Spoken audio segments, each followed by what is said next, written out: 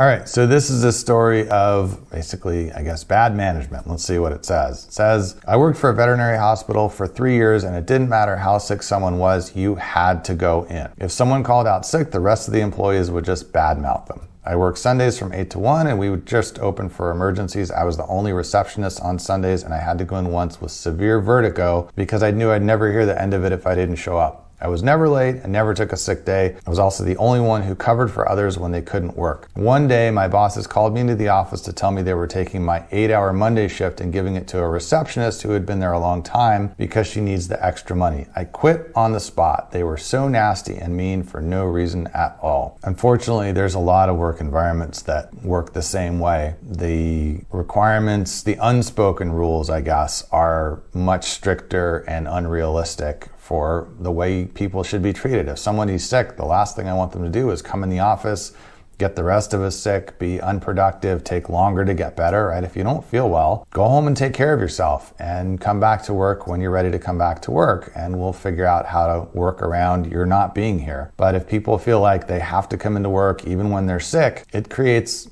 a negative culture in the whole work environment, which is the problem here, right? If employees are bad-mouthing someone who doesn't come in when they're sick, then that's really the management's responsibility to shut that down. Hey, if so-and-so's sick and can't come in, we should, hope they get better and just work around the fact that they're not here, not spend time putting them down and creating a culture of, negativity. And it seems so obvious to me, but a lot of people don't run their businesses that way. And usually it's because that's how they are as people, right? People who are kind of jerks in person, if they happen to run a business, they tend to treat the employees like jerks. And then a lot of times they end up with jerk employees because the nice people quit and the nice people don't want to work there anymore. And so you end up with a pool of jerks. And sometimes someone unknowingly gets hired into that environment, but pretty quickly figures out it's pretty toxic and the only people who last there are other toxic people. And they end up quitting. It really comes from the top down, whether it's a small business or a big business.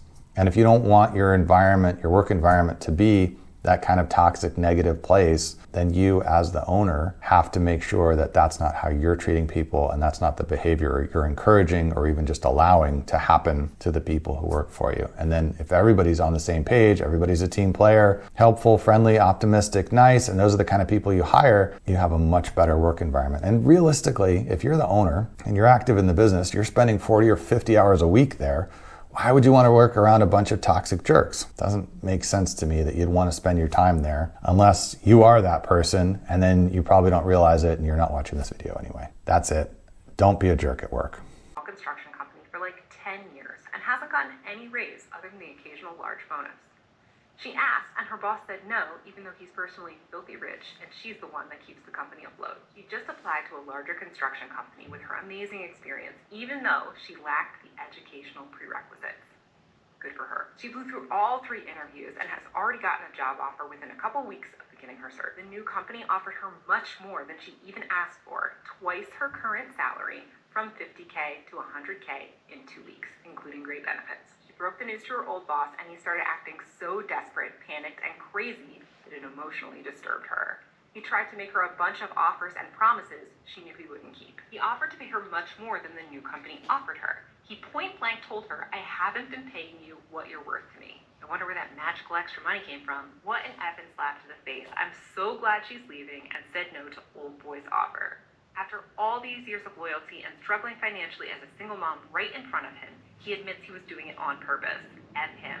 Small businesses don't automatically equal better businesses, folks. I wish I could say it's unbelievable, but it's not. If they're underpaying you, leave. Yeah, this is unfortunately all too common.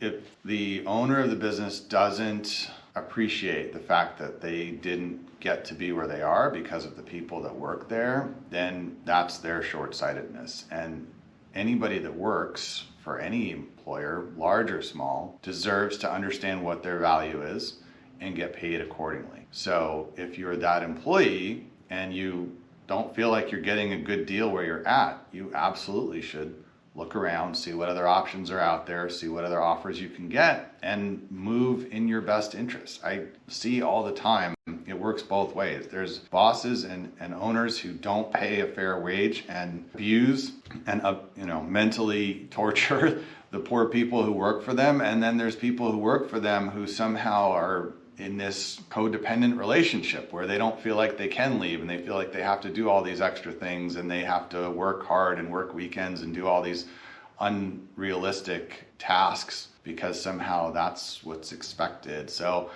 the fact that this person waited 10 years after not getting a raise for 10 years to look for another job is unfortunate. Probably should have looked for another job after the second year or sooner, right? Especially if you're working for somebody abusive, even if the pay is good, you should move somewhere else. But the fact that this owner intentionally underpaid and undervalued this person, well, they have no one to blame but themselves for that person eventually leaving and leaving them in the lurch if they didn't plan for that. So there's bad owners, there's employees that make poor decisions, but it's all easily avoidable. And an owner that finds themselves in a position of having a valuable employee go work somewhere else because they undervalued them or mistreated them, that's 100% preventable, and I have zero sympathy for owners that end up in that position. Here's one on bad bosses, bad manager behavior that I'm going to talk about for a second. So the story goes, I'm going to talk to you about a jerk boss who started selling Amway from his office. He was pressuring all of his staff to buy stuff and implied that people buying from him and or join him in the pyramid would benefit from it. They'd get raises, extra vacation, etc. He also tried to get the company to start purchasing through his side business. I reported him, and when HR asked him if it was true, he said, "Sure. Do you want in?" Bam, escorted out the door. So the bigger problem with this is when you're a manager or when you're the owner, you automatically have an unequal power position, right? You're able to directly influence someone's pay or whether or not they even have a job. So naturally, they're not going to react to you the way they would if you were just friends or partners or whatever. They're going to have to give some consideration to the fact that you have the power to cause them harm and they don't necessarily have the way to reciprocate or defend themselves. So if you come to them and say, "Hey, I want you to buy some, Girl Scout cookies or some Tupperware for my Tupperware party," or Amway in this case, they don't have the same ability to make an independent decision like somebody on the street would, or a friend would, or a family member would, and tell you, "Yeah, I would be interested in that," or "No, in most cases, I don't want your crap. Please don't ask me again to buy it." They're going to have to think about it a little differently. And that's obviously inherently unfair. You're using your position, whether intentionally or not, but it's hard to imagine most people don't understand this, to coerce them to do something they don't really want to do.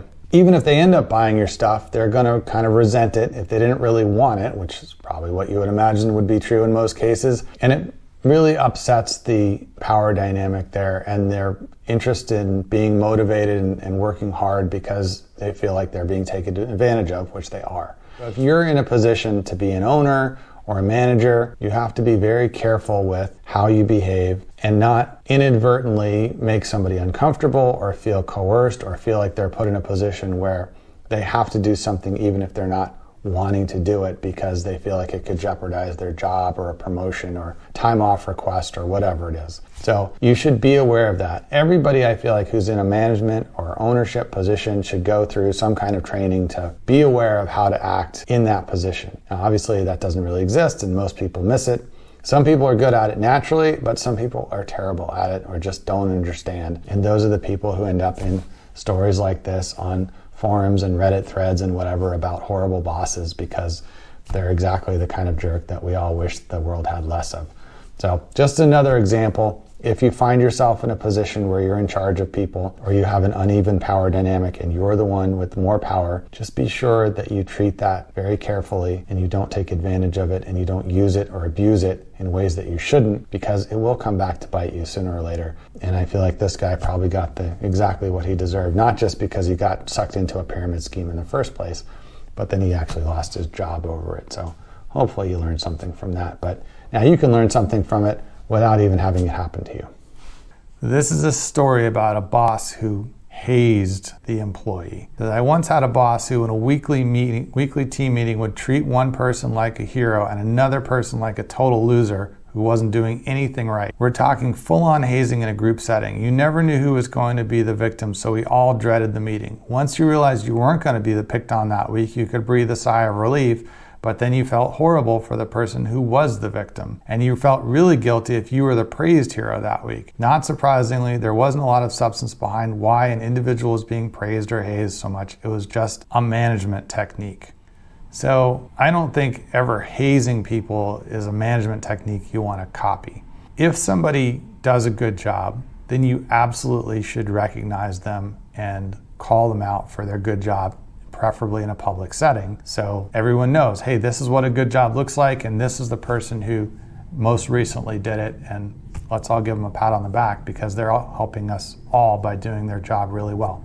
On the other hand, if you have somebody who's not doing something well, one, you don't want to publicly discuss the issue with them, but two, there's no point in pointing out how they screwed up or making them feel bad or making fun of them or treating them badly. What you want to do is talk about, here's what went wrong, here's why I think it went wrong, here's what it should have looked like, and then let's figure out how we can get that to happen next time. You can't undo history. You can't go back in time and fix stuff. So what you really want to focus on is how to not have those things happen again. And maybe they needed more training. Maybe they didn't get clear directions. Maybe it was something totally out of their control or some combination. Whatever it was, figure out how to solve it so it doesn't keep happening and it works better next time. And they're clear on what they should do or could do or where to go for extra help or resources or whatever the case.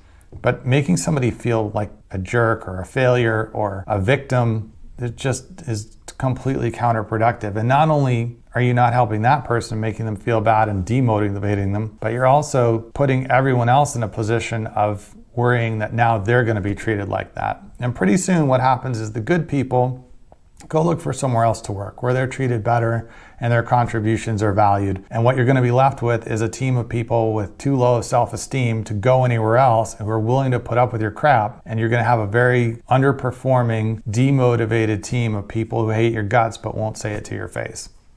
So if that's the kind of culture you're looking for, by all means, haze people publicly. But if that's not what you're going for, then make sure you're not that boss.